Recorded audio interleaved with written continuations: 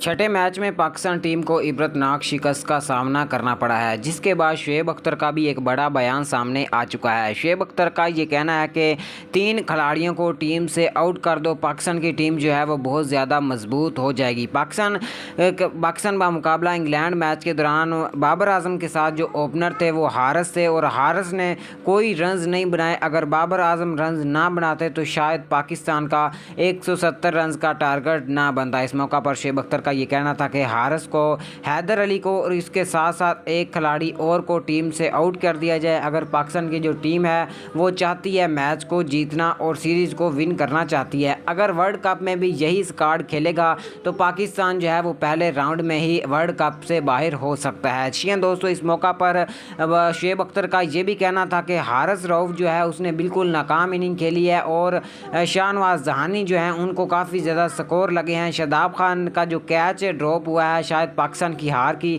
असल वजह भी वो बना है। इस मौका पर शुएब अख्तर के सख्त अल्फाज थे और उन्होंने पाकिस्तान टीम को काफ़ी ज़्यादा